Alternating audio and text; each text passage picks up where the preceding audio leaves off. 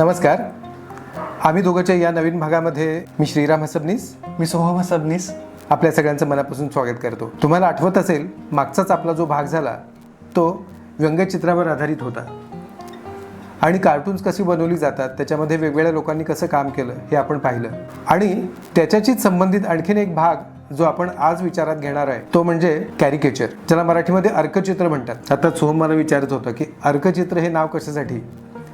तर अर्क म्हणजे की एखाद्याचं एक्स्ट्रॅक्ट, म्हणजे आपण ज्याला आपण एखाद्या इसेन्स म्हणजे एखाद्या गोष्टीचं अर्क थोडक्यात काढणे. म्हणजे जी गोष्ट असं म्हणूयात की एक सुभाषित असतं किंवा एक ओवी असते, तर एक पानभर आपण जे पानावरती गद्य लिहू तर तेच सगळं आपण त्या एका ओवीमध्ये सांगितलेलं असतं किंवा त्या एका श्लोकामध्ये सांगितलेलं असतं. म्हणजे तो एक्स्ट्रॅक्टेड पार्ट असतो त्या सगळ्या गोष्टीचा. हे तसंच अर्कचित्रामध्ये ह्युमन कॅरेक्टर्सची जी काही वैशिष्ट्ये आहेत तर ती सगळी वैशिष्ट्ये एक वेगळ्या कल्पकतेतून समप केलेली असतात, ज्याच्यातून आपल्याला ती व्यक्ती ओळखते.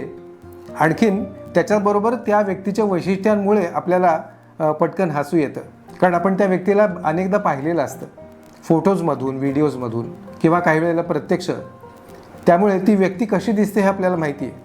पण त्याच व्यक्तीचं एक वेगळं रूप आपल्याला ज्यावेळेला चित्राच्या माध्यमातून समोर येतं तर त्यावेळेला आपण त्या कॅरिकेचरला दाद देतो. येस. आणि कॅरिकेचरच्या मागे पोर्ट्रेट पेंटिंगचा खूप स्ट्रॉंग बेस आपल्याला दिसतो. ते म्हणजे एखाद्या व्यक्तीचं कॅरेक्टर आपल्याला कॅच करायचं असेल आणि ते सुद्धा समरी म्हणून कॅच करायचं असेल तर प्रचंड पोर्ट्रेटचा अभ्यास लागतो. आणि स्कलपासून ह्युमन ॲनाटॉमी, प्लेन्स, फीचर्सचे वेगवेगळे अँगल्स, हेड अँगल्स. कारण तुमच्या समोर जी व्यक्ती बसणार आहे ती तुम्ही आधी कदाचित पाहिली पण नसेल किंवा फोटो चूज करताना सुद्धा. तर कुठली का पर्सनॅलिटी आपल्या समोर येईना, पहिल्यांदा आपण त्याचा चेहरा बघतो. तर चेहरा बघितल्यानंतर चेहऱ्याचा एक बेसिक आकार असतो, प्रत्येकाचा चेहऱ्याचा एक वेगळा आकार असतो. तर तो आकार बघितल्यानंतर तो आकार कॅरिकेचर आर्टिस्ट पहिल्यांदा कॅच करतो की हेडचा बेसिक शेप कुठला आहे आणि मग त्याच्यानंतर मग या चेहऱ्यामधला प्रॉमिनंट फीचर कुठला आहे. म्हणजे एखाद्याचे डोळे मोठे आहेत, एखाद्याचं नाक मोठं आहे, एखाद्याचे ओठ मोठे आहेत. तर कॅरिकेचरमध्ये चेहऱ्यातला असा कुठला तरी एक भाग हा एक्झॅजरेट करून सांगितला जातो, म्हणजेच एक्झॅजरेट करून दाखवला जातो. पण या एक्झॅजरेशनच्या मागे कुठलाही इन्सल्टचा भाव नसतो. That is just a visual summary of the character. म्हणजे आपलं स्वतःचं कॅरिकेचर आपण बघत असताना आपण ते खेळीमेळीने घ्यावं आणि आपल्याच रंगरूपातले जे काही वैगुण्य असं नाही म्हणता येणार पण वैशिष्ट्य, तर ती वैशिष्ट्ये चित्ररूपामध्ये बघत असताना सुद्धा आपल्याला कुठंतरी त्याच्यातल्या विनोदाला आपण दाद देतो. त्या चेहऱ्यातल्या वैशिष्ट्यांचं जे एक्झॅजरेशन आहे तर ते स्पोर्टिली घेतलं पाहिजे, ना की मी असा दिसतो आणि त्याच्यामुळे माझा अपमान झाला, तर असं न घेता. आणि म्हणूनच कार्टुनिस्टने आतापर्यंत खूप लिबर्टी घेतलेली आहे. म्हणजे इतकं एक्झॅजरेशन केलेलं आहे. म्हणजे एखाद्याचे गाल गोल असतील, म्हणजे आता उदाहरणादाखल सांगायचं जर झालं, लालू प्रसाद यादवांचं ज्यावेळेला आर के लक्ष्मणांनी कॅरिकेचर केलेलं आहे किंवा कार्टूनमध्ये केलेलं आहे, किंवा इंदिरा गांधीजींचं ज्यावेळेला त्यांनी नाक एक्झॅजरेट केलेलं आहे, तर किंवा नेहरूंचं सुद्धा कॅरेक्टर करत असताना म्हणजे ही सगळी कॅरेक्टर्स त्यांच्या हातामध्ये इतकी छान बसलेली होती. म्हणजे कुठल्याही पोजमध्ये त्यांचं उभं राहणं, त्यांचं चालणं किंवा त्यांच्या चेहऱ्यावरचे हावभाव, म्हणजे या प्रत्येक गोष्टीची जी लकब आहे ती लकब त्यांनी त्या व्यंगचित्रामध्ये आणलेली असते आणि म्हणूनच आपल्याला ती जास्ती भावतात.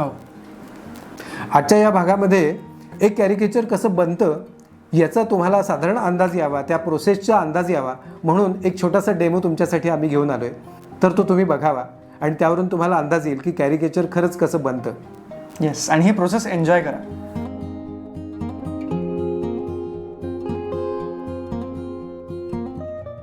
आता आपण थोडंसं कॅरिकेचरच्या इतिहासाकडे वळून बघायचा प्रयत्न करूयात.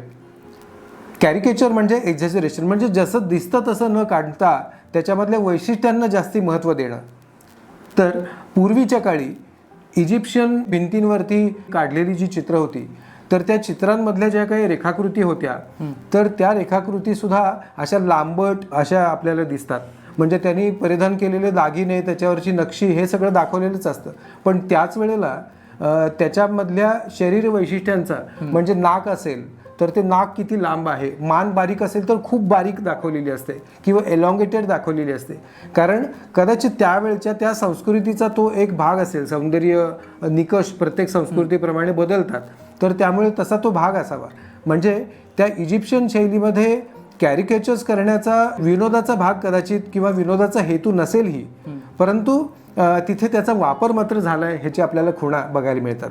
आणि त्यावेळेला आर्ट स्कूल कदाचित नसतीलच, तर लोकांना पद्धतशीर ॲनाटॉमीचं शिक्षण दिलं जात नव्हतं कुठे. हे सगळे पिढ्यानपिढ्या हे सगळे आर्टिस्ट घडत होते, आणि अशा वेळेला ज्या स्टाईल्स डेव्हलप होतात त्या एकदम युनिक असतात, कारण त्यांच्यावर कुठलाच इन्फ्लुएन्स नसतो.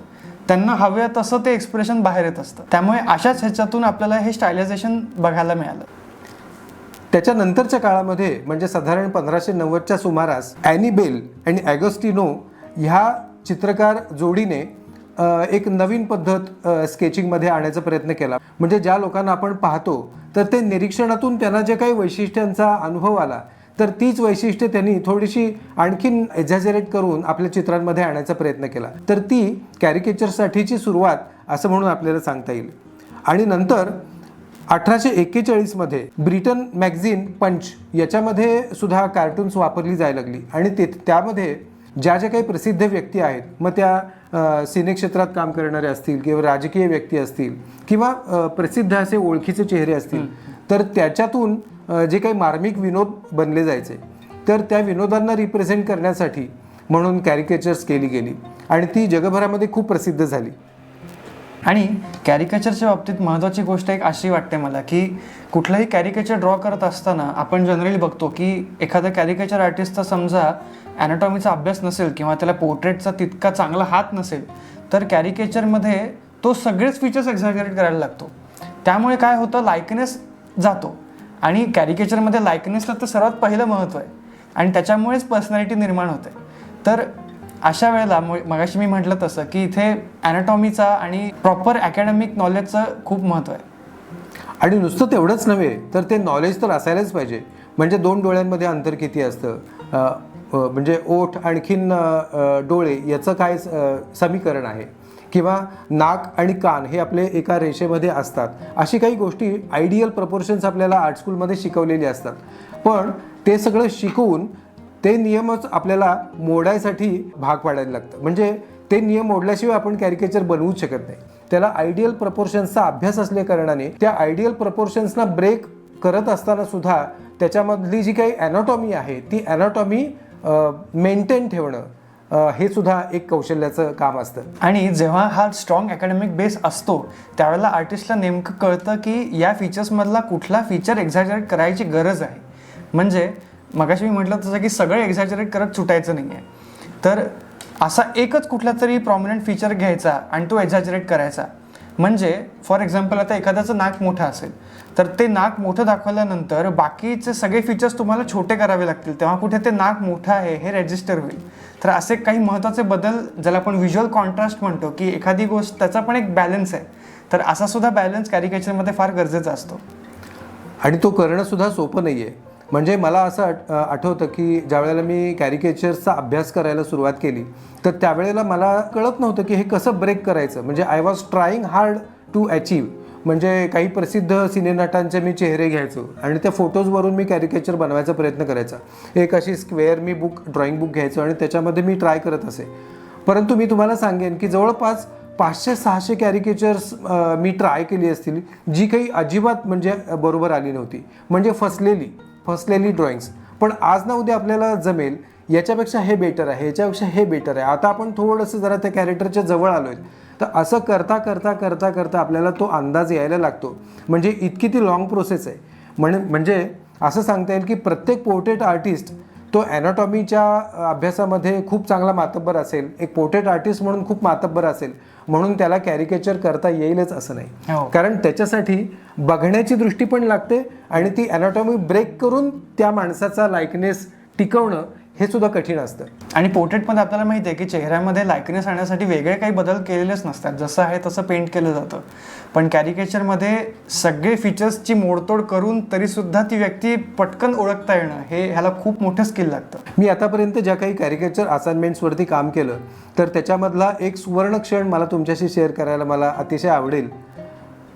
मी नुकता मुंबईहून पुण्यामध्ये आलो होतो आणि त्यावेळेला माझे मुंबईमधले मित्र प्रसिद्ध कार्टुनिस्ट प्रभाकर वाईरकर यांचा मला फोन आला आणि त्यांनी सांगितलं की हिंदू हृदय सम्राट बाळासाहेब ठाकरे यांना एक जीवनगौरव पुरस्कार दिला जातोय एक कार्टुनिस्ट म्हणून. आणि त्या सत्काराच्या दरम्यान व्यंगचित्रकारांची व्यंगचित्र प्रसिद्ध होणार आहेत, बाळासाहेबांची कॅरिकेचर्स त्याच्यामध्ये पब्लिश होणार आहेत आणि त्याच्यासाठी वेळ अगदी कमी होता. म्हणजे मला ज्या दिवशी फोन आला त्याच्या दुसऱ्या दिवशीच मला सबमिशनची ती लास्ट डेट होती. त्यामुळे मी विचार करत होतो की काय करावं आणि वेळ कमी असल्याकारणाने रंगीत चित्र पूर्ण करायला वेळ लागतो आणि म्हणून मी केवळ इंकमध्ये एक मी छोटंसं कॅरिकेचर केलं बाळासाहेबांचं आणि ते पाठवून दिलं. आणि मला सांगायला आनंद होतोय की एवढ्या सगळ्या सबमिशन्समधून माझं कॅरिकेचर हे त्या अवॉर्ड ट्रॉफीवरती वापरलं गेलं जे की बाळासाहेबांना दिलं गेलं होतं. आणि त्याच्याचबरोबर शेजारी तुम्हाला मी काढलेलं कॅरिकेचरही तुम्हाला बघायला मिळेल आणि त्याच्या खाली लिहिलेलं आहे की चिंता करीतो हिंदूंची. म्हणजे त्यांच्या व्यक्तिमत्वाला साजेशी अशी ओळ होती आणि ती यथार्थ देखील होती. तर सांगण्याचा हेतू असा की प्रत्यक्ष बाळासाहेबांनी सुद्धा त्यांच्या कार्टून्समध्ये अतिशय उत्तम अशी कॅरिकेचर्स रंगवलेली आहेत, रेखाटलेली आहेत. आपल्याला त्यांच्या कार्टून्समधून ती अगदी बघायला मिळतात. आणि प्रत्येक राजकारणी व्यक्तीचा जो काही स्वभाव आहे तो स्वभाव त्यांनी त्यांच्या कार्टून्समध्ये आणलेला आहे. आणि कदाचित प्रत्येक राजकारणी माणसाला ते उत्तम प्रकाराने अंतर्बाह्य ओळखत होते. म्हणजे नॉट जस्ट फिजिकल ॲट्रिब्यूट्स पण त्याचा स्वभाव कसा आहे, त्याची विचार करण्याची पद्धत कशी आहे आणि म्हणूनच त्याचा कदाचित पुढे जाऊन पॉलिटिक्समध्ये पण त्यांना त्याचा उपयोग झाला असावा.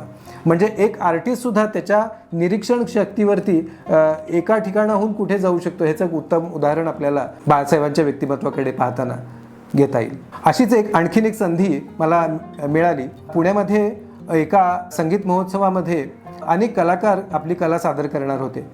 तर त्याच वेळेला त्या सहभागी कलाकारांची व्यंगचित्र आपण करून बघूया असं मला मनात आलं आणि त्याप्रमाणे मी प्रयत्न करायला लागलो. आणि मग इंटरनेटवरून मला जे काही त्यांचे फोटोग्राफ्स उपलब्ध झाले त्याच्यावरून मी ती कॅरिकेचर्स केली आणि त्या ठिकाणी कार्यक्रमाच्या ठिकाणी मला ती मांडायची संधी मिळाली. आणि त्यावेळेला प्रसिद्ध चित्रकार रवी परांजपे हे देखील रसिक म्हणून तिथे त्या कार्यक्रमाला उपस्थित होते. तर त्यांनी ती चित्र पाहिली आणि त्यांना इतकी आवडली. म्हणजे त्या सगळ्या म्युझिशियन्सना त्यांनी जवळून पाहिलेलं होतं आणि प्रत्यक्ष ते म्युझिशियन तिथे परफॉर्म देखील करणार होते. आणि त्या म्युझिशियन्सनी तिथे त्या व्यंगचित्रांच्या वरती ऑटोग्राफ्स देखील केल्या. त्यामुळे एक वेगळं समाधान मला मिळालं. प्रत्येकाच्या चेहऱ्यावरती आपल्या स्वतःचं एक वेगळं रूप त्यांच्यासमोर बघायला मिळत होतं. हा सुद्धा आनंद त्यांच्या चेहऱ्यावरती मला बघायला मिळाला. आणखीन अशाच काही कॅरिकेचरच्या असाइनमेंट्स ज्याच्यामध्ये एक कॉर्पोरेट असाइनमेंट होती ज्याच्यामध्ये जवळपास 300-350 कॅरिकेचर्स मला 2 महिन्यामध्ये पूर्ण करायची होती. त्या प्रत्येकाचे मला अगदी आय कार्ड साईज फोटो मिळालेले होते. म्हणजे ती व्यक्ती साईडने कशी दिसते, 3/4 अँगलमध्ये कशी दिसते ह्याचा मला काहीही मागमूस नव्हता. तरीसुद्धा अंदाजाने मला ते करायला लागलं. ती सगळी कॅरिकेचर्स सगळ्यांना आवडली आणि तो सरप्राईज एलिमेंट होता. म्हणजे ज्या लोकांना ती कॅरिकेचर्स त्या समारंभामध्ये दिली गेली तर त्यांनाही माहिती नव्हतं की आपला फोटो वापरून ही कॅरिकेचर्स आज आपल्याला बघायला मिळणार आहेत. हो, आणि लोकांची तर फॉर्च्युनेटली मला हे असंच वाटतं की कॅरिकेचर ही गोष्ट समाजामध्ये खूप छान परसीव्ह केली जाते. फक्त एवढंच मला खंत अशी वाटते की कॅरिकेचर आर्टिस्टला बाकी आर्टिस्टच्या जॉनर्स इतकी काय म्हणूयात तेवढा इम्पॉर्टन्स त्यांना दिला जात नाही. परंतु अगदी कमीत कमी रेषांमध्ये साकारलेलं एखादं ज्या वेळेला कॅरिकेचर असतं तर त्यावेळेला ते कॅरिकेचर खूप सोपं वाटतं बघितल्यानंतर. त्याच्याचमुळे कदाचित असेल की तिथं कंटेंट खूप मिनिमल आहे पण त्याच्या मागे तपश्चर्या खूप मोठी आहे आणि कदाचित त्या तपश्चर्याचा अंदाज सर्वसामान्यांना येईलच असं नाही. त्यामुळे कदाचित वाटू शकतं की 4 रेषा तर मारलेले आहे, त्याच्यामध्ये हे कॅरेक्टर दिसतंय आणि गमतीशीर कॅरेक्टर केलेलं आहे. हे जरी असलं तरी सुद्धा त्याच्यामागे खरंच खूप कष्ट असतात. मित्रांनो, कॅरिकेचर संबंधाने बनवलेला हा आजचा भाग तुम्हाला कसा वाटला याबद्दल तुम्ही तुमच्या कमेंट्समधून जरूर कळवा. आणि या बऱ्याच गोष्टी नव्याने कळत असतील तर त्याच्यामुळे तुमच्या मित्रांपर्यंत हे सगळे भाग पोहोचवा आणि तुम्ही अद्याप जर सबस्क्राईब केलं नसेल तर ते जरूर सबस्क्राईब करा आणि अशाच काही वेगवेगळ्या विषयांना घेऊन आम्ही पुढे येणार आहोत. तर आपण भेटूयात पुढच्या भागामध्ये. नमस्कार.